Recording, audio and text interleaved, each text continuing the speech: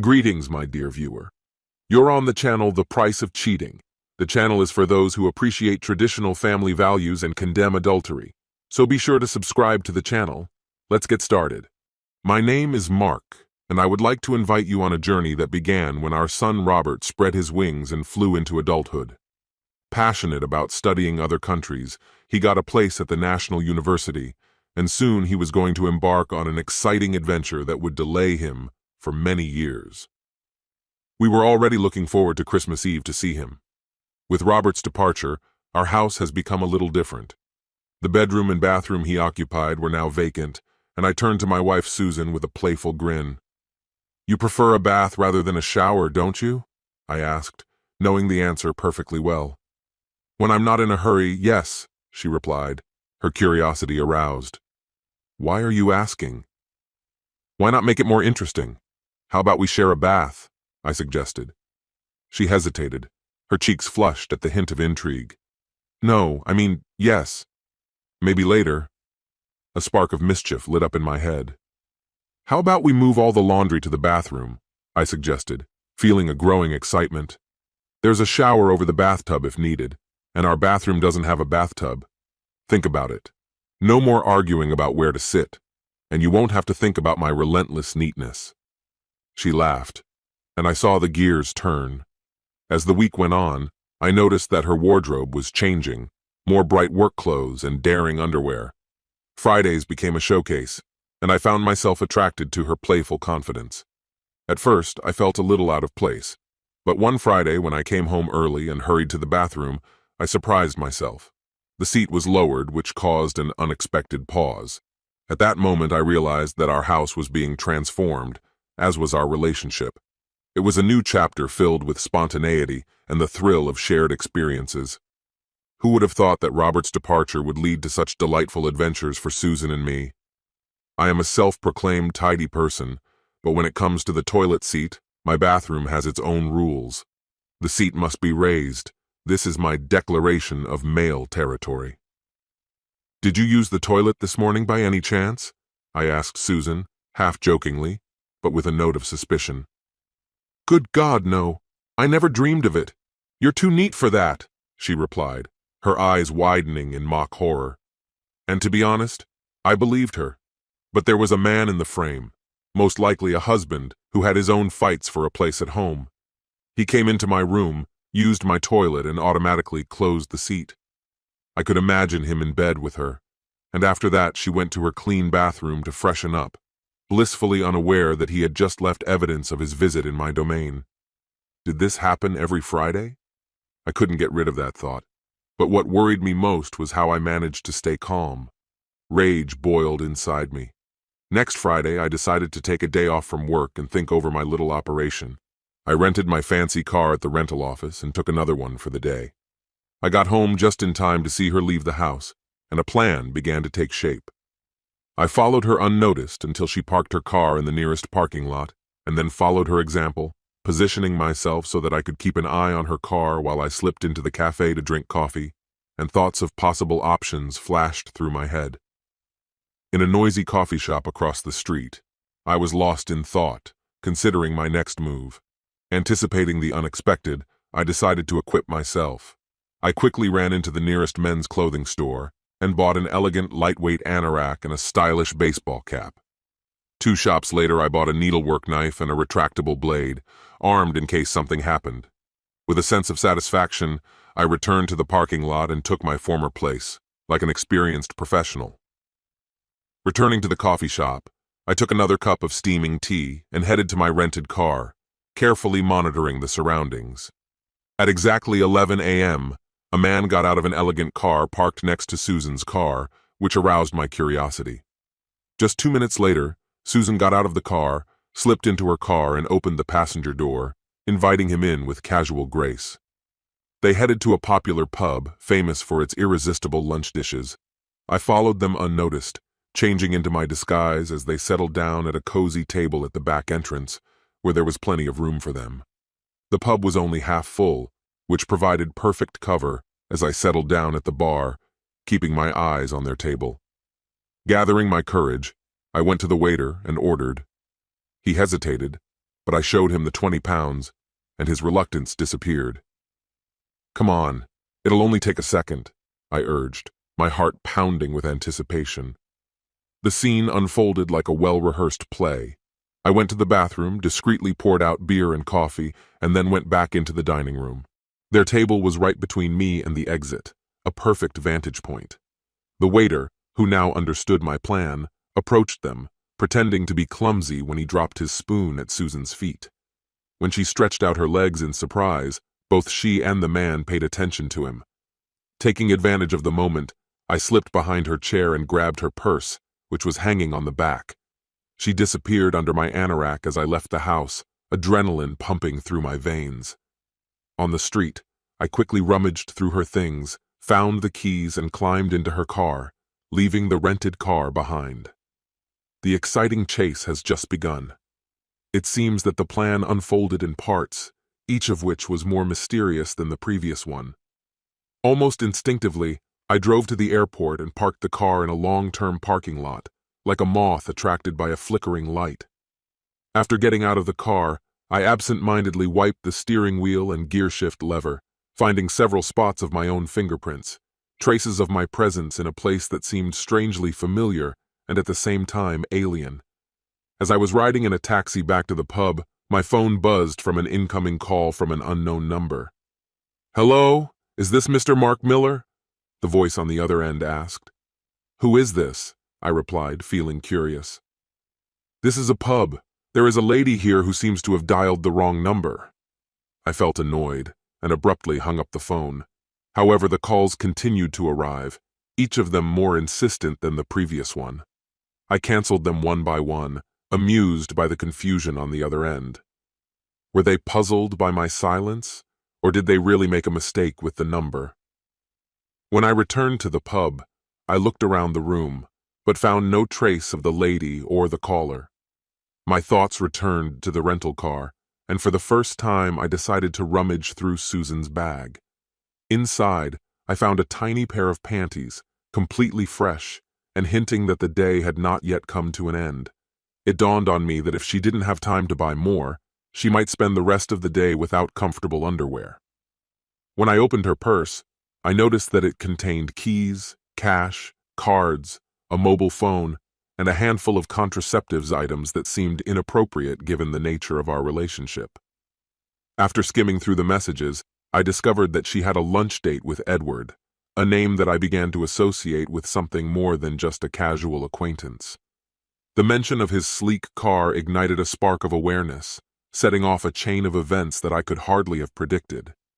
When I returned the rented car to the rental office, the engine hummed softly while I parked it. With a satisfied click, I locked the doors and slid into my car, the familiar skin lying pleasantly under my fingers. Where am I going? Susan's place of work. There was a ghost town in the parking lot, no cameras, no prying eyes. After parking, I took out a knife, the blade of which sparkled under the rays of the midday sun. I quickly dealt with the valves of her lover's car. While I was working, the blade danced, leaving deep scratches on the smooth bodywork, a trace of my work. "Stop it, Susan," I muttered to myself, pleased with how chaotic everything turned out. I had to close both doors tightly to keep my little secret. Maybe this is the work of an envious colleague who is bitterly worried about his inability to write.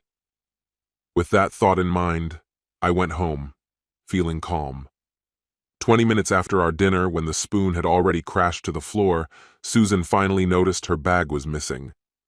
At first, it seemed that there was no connection between these two events. She and Edward casually mentioned this to the waiter, who immediately began a futile search in the dining room. The bartender shrugged, claiming that nothing unusual had happened. "Maybe you left her in the car," Edward suggested with a hint of hope in his voice. "No way.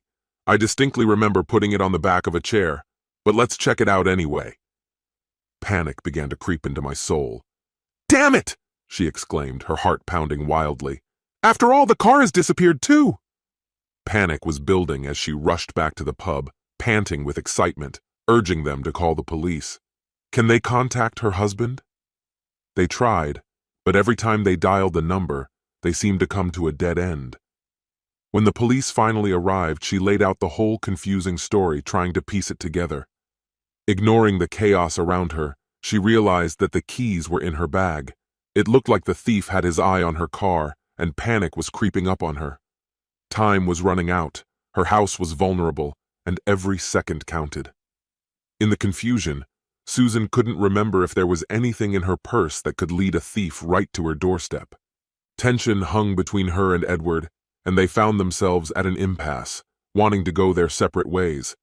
However, the police insisted that they check her house first, promising to escort them to the station after that to give evidence. The officer will stand guard while they deal with the consequences. At the station, they tried to call me at work, but found out that I had a personal day off. The anxiety grew as they dialed the phone number, but Susan became more and more convinced that she had mixed up the numbers.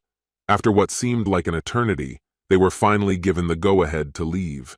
There was no cash in Susan's purse, and the officers were suddenly inundated with calls, which caused them to stand in place for at least an hour. At the moment the situation was clarified, Edward called a taxi, and they went back to the office. During the trip, they came up with an alibi for themselves, repeating the story that two colleagues were just enjoying lunch, which turned into chaos. When they reached Edward's luxury car, an unexpected turn awaited them. To get Susan home, he would have to fork out for another taxi. The door swung open and she stormed in, venting her frustration. "Did you come by taxi? What the hell are you doing here?" she shouted, and her voice echoed in the silence. She collapsed onto the couch, the weight of the day pressing down on her until she couldn't hold back anymore and her emotions burst out. Once again, I found myself in a waiting state, and then, out of the blue, she appeared Susan, haggardly getting out of a taxi. "Problems with the car?" I asked, burning with curiosity.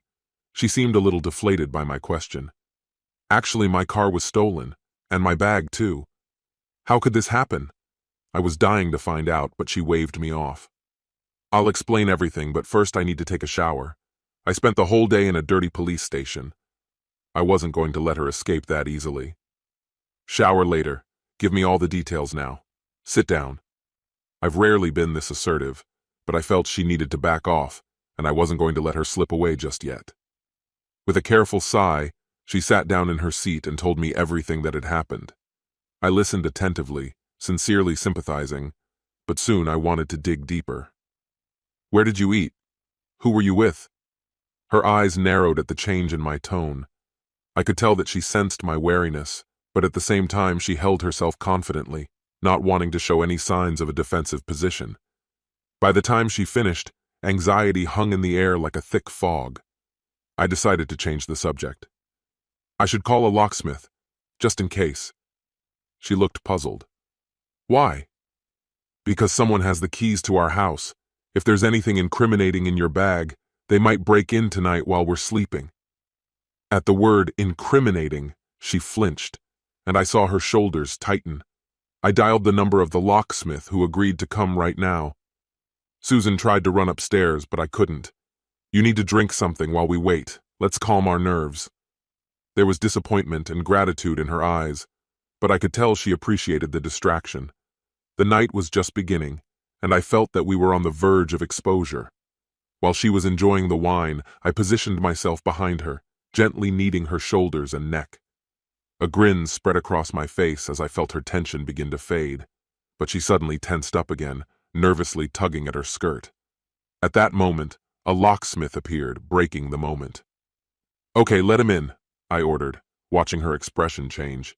"You can just stand there while he changes the locks on the front and back doors." "Why should I do this?" she defended herself. "You're the one who lost the keys after lunch with that guy." Her silence spoke volumes. Her anxiety was still palpable. When everything was ready, I went to pay the bill, calling Susan with me.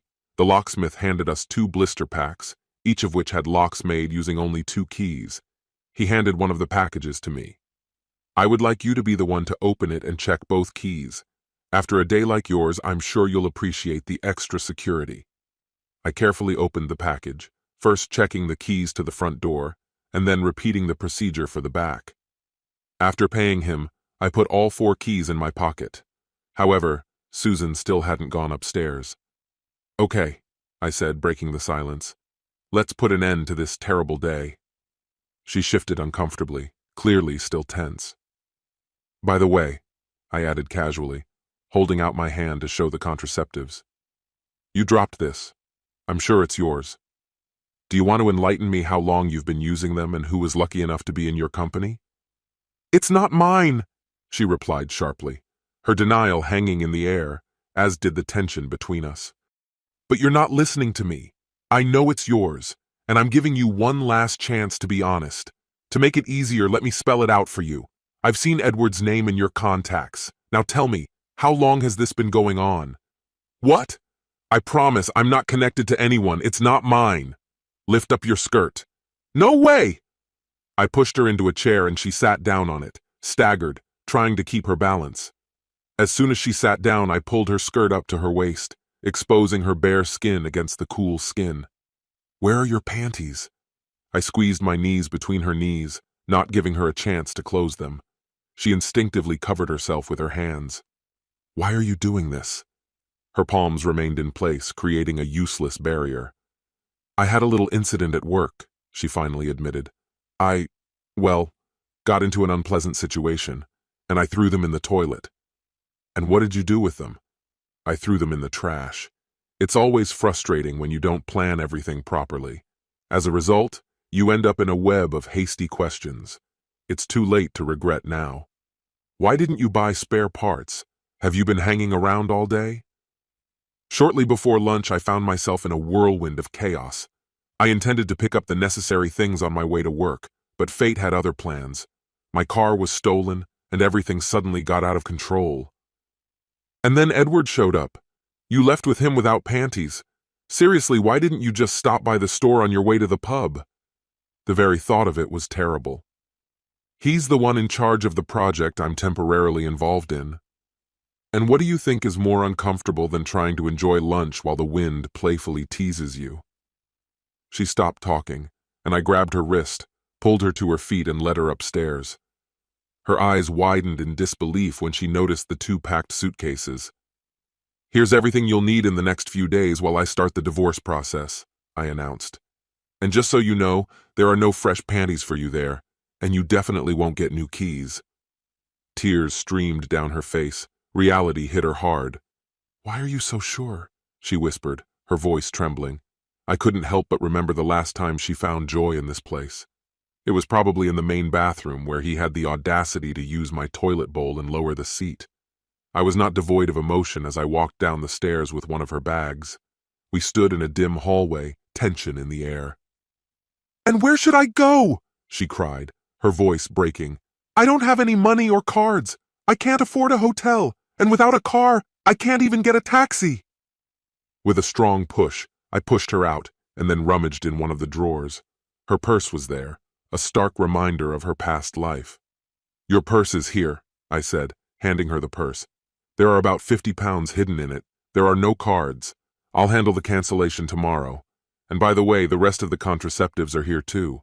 You might want to charge for what's under your skirt if you're so desperate." She hesitated, then reached for her purse, her fingers trembling. "My keys are here," she muttered, hope flashing in her eyes. "Yes, but these house keys won't help you get back into the house. They're useless right now." "And my car?" "She's at the airport. If you decide to pick her up today, think about how far you can stretch those 50 pounds. Just don't come back. You ruined our love, our marriage that lasted 37 years. You ruined everything, and now I'm going to ruin your life. Everyone will know about your betrayal. Goodbye, you vile traitor." This concludes the story. If you like it, then put your powerful like and subscribe to the channel. Greetings, my dear viewer. You're on the channel The Price of Cheating. The channel is for those who appreciate traditional family values and condemn adultery. So be sure to subscribe to the channel. Let's get started. Vanessa, hi. It's me, your husband Oscar. You're surprised to hear from me after 2 long years, aren't you? I can imagine what a whirlwind of thoughts is going through your head right now. I know that you probably have countless questions, and I'm here to answer everything I can. But to be honest, I wouldn't be surprised if my words arouse even more curiosity, and that's fine with me. In fact, The more unanswered questions there are, the more it amuses me. It's a strange happiness that I find in your uncertainty. So why am I giving you a helping hand after all this time? The answer is simple and at the same time profound. I want you to know that I'm alive and, believe it or not, I'm doing well. I've been following your journey too. I couldn't help but notice the disappointment you faced with the last private investigator you hired. I thought it might discourage you from looking for me. But I must say, it's funny to watch you spend your time and resources on a frenzied goose hunt. Are you looking for me, or are you really attracted to my $50 million? Does it matter anyway? Now let's move on to some of your burning questions. Yes, I made my choice and left. No, I don't regret it. The decision was not hasty. In fact, it took a whole month of careful planning to get everything organized properly. This means that the last month we spent together was nothing more than an elaborate performance. I did this because if I went for a straight divorce, I would have to give up half of everything we built together. With this approach, you will leave with nothing, nothing that you don't deserve. After all, why should I financially support a deceptive, unfaithful partner? The crazy thing is that divorce laws in this country seem to be developed by those who take revenge on men. A wife can date half the population, but the husband is still obliged to share his wealth and support her, even if she is with someone else. It's just completely ridiculous. Oh, you caught that little detail, didn't you? Yes, I was well aware of your adventures with 3 of my so-called close friends. Have you ever thought about what kind of misfortunes happen to them? It's amazing what small amounts of money like $30,000 can achieve when they fall into the right hands. I heard that these 3 faced serious consequences during their divorces. This is ironic, considering that they can no longer cheat on their wives. But who knows? Maybe their exes have desires too. I can only imagine how Bruno, Oscar, and Cheriton are coping without their precious manhood. Rumor has it that Cheriton's once mighty 10-inch pride has significantly diminished. I heard that a lawsuit is being prepared against me, but here's the rub. They can't find me in any way to hand over the papers. If they find me, just tell them that I have a solid alibi. Good luck finding evidence linking me to this case. Ouch! Did I let it slip? As for their desire to raise funds against me, they should change their mind. Speaking of my so-called buddies, they don't seem to be able to keep up with their bills. Being fired without a letter of recommendation must be unpleasant, especially after their employers came across some rather dubious videos of them having fun. Imagine their shock when they found banned videos on their work computers. To be honest, I can't blame them for fighting against these accusations. I can't blame them for resisting these accusations. The idea of being labeled as bad people and spending time in prison is a nightmare that no one wants to face. Who knows? Maybe they'll find a way to win and get out. And to make them feel better, I have allocated funds to ensure their survival in prison. But don't confuse this with security. I have allocated only the most necessary things so that they can survive. And as for the rest of the time spent behind bars, let's just say they probably won't thank me for my generosity for a long time. Perhaps they will be pleased with the idea of a group shower. I am a master at sending links to a website where I showed videos of you sleeping with my friends to everyone in my life. Friends, family, colleagues, and even your boss. Judging by the rapid growth in the number of views, everyone liked the video where you are with them. I have a thought. Why not take advantage of this and start your career as an adult film star? After all, everyone already knows about your reputation. A scandal can be turned into earnings, especially since money is very useful to you now. A little side job won't hurt anyone, right? And if you're looking for me, here's a little breadcrumb for you. Check the postmark on the envelope. But don't waste time looking for me. It's not that easy to find me. My friend had a business trip to this city, and I asked him to send a letter from there. There's no need to involve anyone we both know. And just so you know, he's a man you've never met. Here's a little advice for you. Maybe you should expand the search radius. Not that I would advise you to do this, but there are many wonderful places to live outside the good old USA. I've heard that Greece is fantastic, and Germany or Ireland can be no less charming. Who knows? Maybe I'll go to one of these places myself. But on the other hand, I could write you a line about these stamps. And the last thing, I cleaned out all the accounts, emptied the safe, and took everything from the house. Yes, all those jewelries that I've given you over the years. and a few more treasures that you probably know about. I sold it all for a mere penny. So what awaits you next? The world is waiting. However, that's not all yet. But soon I'll let you in on the juicy details. Unfortunately, I had to leave you with your wedding set. I couldn't think of a clever way to remove the rings from your fingers without warning you about it. And, as you probably already guessed, I refinanced the house and took all the capital. To be honest, I've never liked this place. They say that a few months after my departure, he was reprimanded. Luckily for you, your sister let you spend the night with her while she was on a business trip. Oh, and I sold my business too. I made sure that this transaction was conducted through international banks so that not a single cent came under the close attention of the American authorities. I still laugh when I remember the look on your face when you stormed into the office demanding to see me. The expression on your face when you found out that I had sold the business and I was no longer there was absolutely priceless. Yes, I wrote it down and sent it to you. You're welcome. Speaking of your sister, have you heard anything about her lately? No? It's a little weird. Do you remember how she was in love with me at the time? It turns out she never got over it. She asked me to tell you that she's fine. By the way, she contacted the realtor last week, and you have until the end of the month to vacate the apartment. She feels awkward, but it just doesn't make sense for her to keep a house that she won't live in anymore. And you know what? She's quite happy here with me. Oh, and she didn't mention that she quit her job last week, did she? With my $50 million and her $3 million, we will live like royalty, never working again. What are $2 million, you ask? She managed to sell her business, and now her spirit shines brighter than ever. Maybe one of your old friends will take you in until the trial, but let's get back to the decorations, okay? As I mentioned, I sold most of them. Your sister Annabelle, who now prefers to be called Anna because she has irrepressible energy, just fell in love with a diamond tennis bracelet, necklace, and earrings, so I decided to give them to her. But the brooch with an emerald, a sapphire ring, ruby earrings, and an elegant set of pearls that you inherited from your grandmother, they will remain in the family. Annabelle was immensely grateful when I handed them over. It always annoyed her that you took them away before she had time to enjoy them. On the other hand, at least now she can show them off. We dined in extravagant restaurants, attended chic clubs, and glamorous events. To be honest, I doubt that you will find yourself in a place where you can put on these jewels again. Most likely they will just be pawned if you still have them. Oh, by the way, she asked me to say hi to you and thank you for being such a sweet fool. And now back to Anna. As her only living relative, she made it clear that she had no intention of returning. She's furious with you for what you did to me, but despite her anger, she wants me to tell you how grateful she is for the opportunity to fly in and get me out of my depression. What else can I share? How did I know about your infidelity? In truth, does it really matter? I've already come to terms with it. I know it wasn't some dark scenario of attack or blackmail. There was no pressure. You decided to dive into it voluntarily, without hesitation. And no, I'm not interested in listening to your excuses. You don't have a decent excuse up your sleeve. Forgiveness?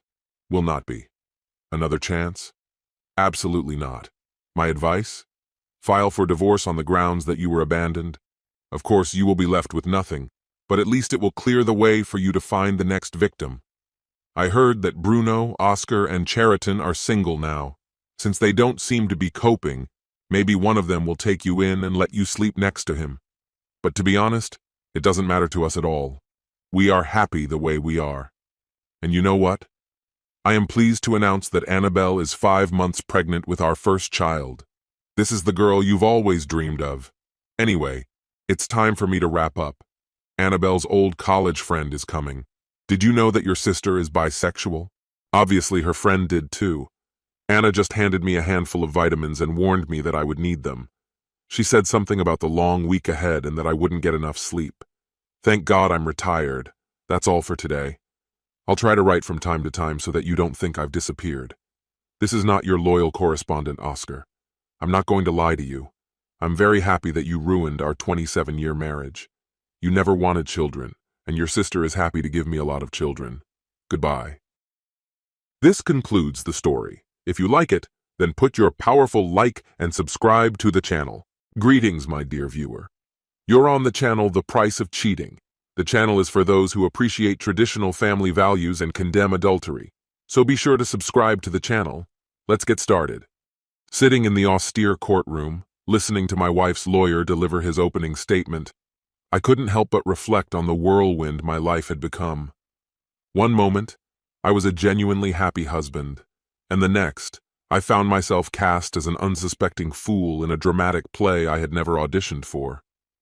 "Get it together, Mr. Lewis," barked the Honorable Sir Robin Mitchell, the judge, whose stern expression matched the gravity of the situation. His sharp reprimand, directed at my wife's lawyer, Lewis, only reinforced my initial impression of him as an old, irritable man prone to theatrics. "The crux of the matter, Your Honor," stammered Lewis, visibly flustered, "is that if my client's husband, Adam Parker, had been more transparent with his wife, we wouldn't be in this courtroom today." "All right, counselor, but let's not stray from the issue at hand," the judge responded with a note of irritation. Lewis seized the opportunity to frame my wife's infidelity as a consequence of my alleged shortcomings. I dismissed him, my thoughts drifting back to that fateful day, the day that shattered my world. I had a series of meetings scheduled, but none seemed important in the shadow of what my boss was about to reveal. "Good God, Mike," he muttered, as I settled into the chair opposite him, his voice tinged with disappointment. "Are you blind? Do you really not see what's happening here?" I blinked, stunned by the intensity of his words. "What are you talking about, Richard?" I asked, surprised at how agitated my best friend was. The contrast between the chaos unfolding around us and the ground slipping out from under me was stark. "What have I done wrong?" I asked, a hint of trepidation creeping into my voice. "Not you," he growled, his frustration palpable. "It's your damn wife. She's at it again." My heart sank. Oh, great. "Who is it this time?" I groaned, already bracing myself. I didn't need him to explain everything.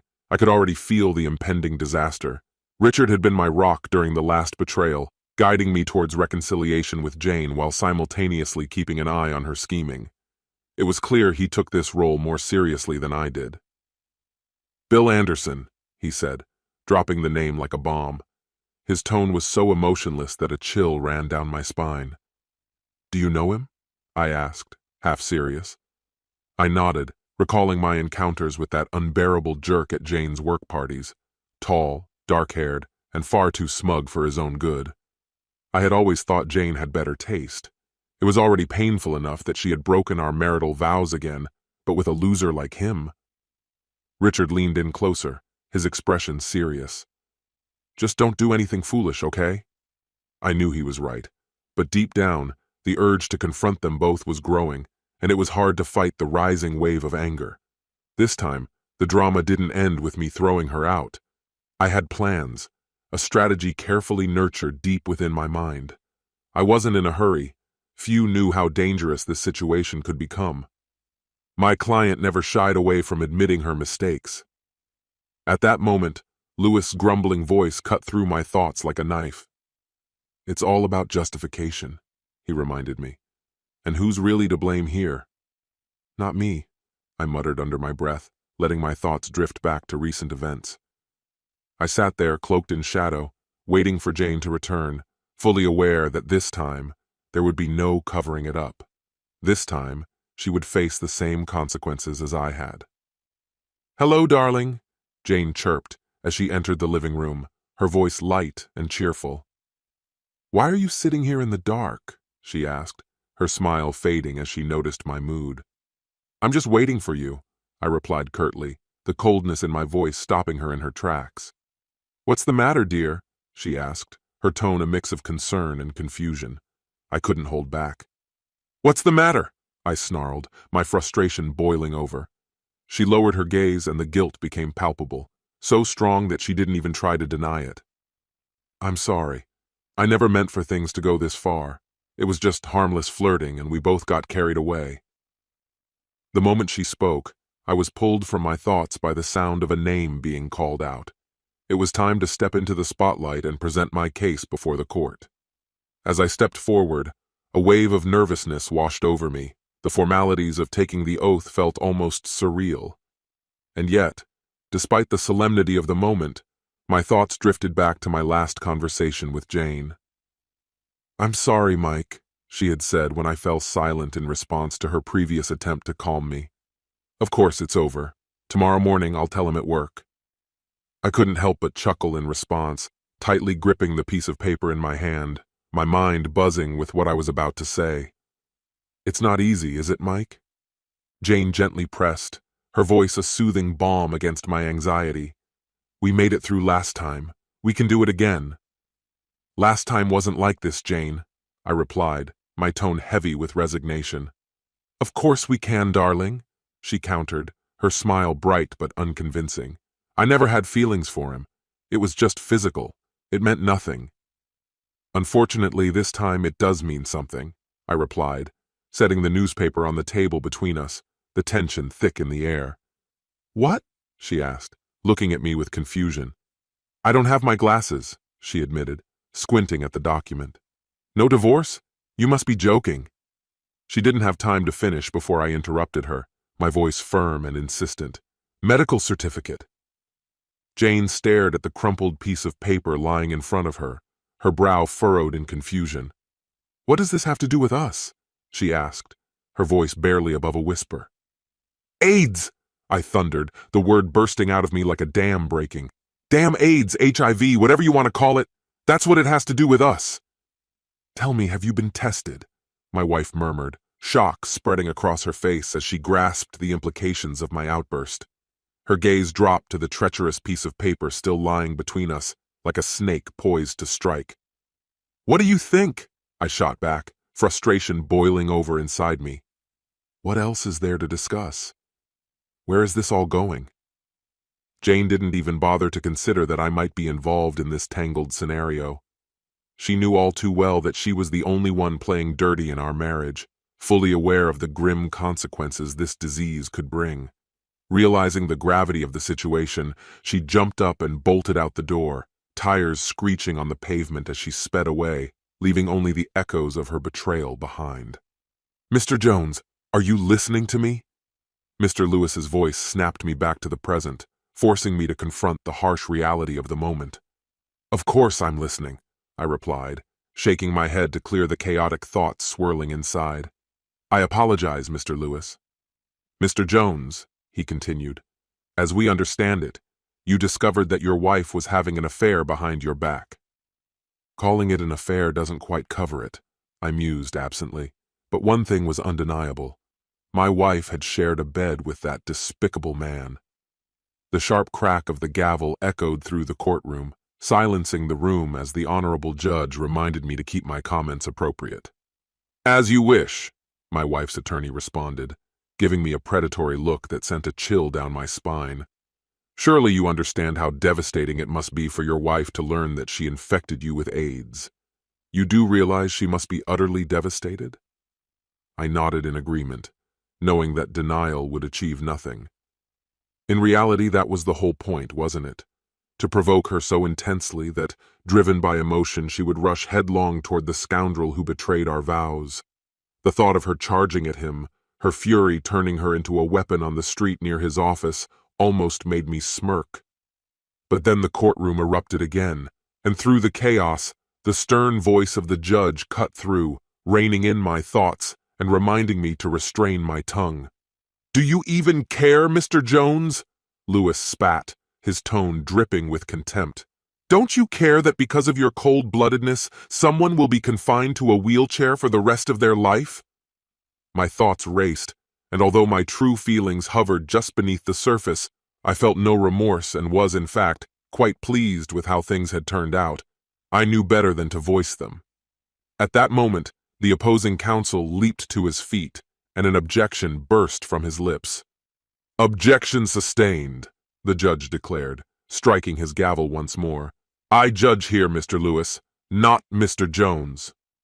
The weight of those words hung in the air, a reminder that the spotlight was on my wife, but lurking in its shadow were my unspoken truths.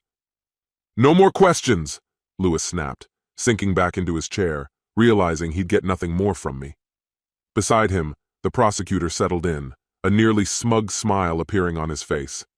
Just one more question, Mr. Jones, he said, his tone oozing with feigned politeness. For the record, you're not HIV positive, are you? I certainly hope not, I replied, my voice bright and playful. He continued, Now, about that note that caused all this uproar. It seems Mrs. Jones never even saw it. Would you enlighten us about its contents?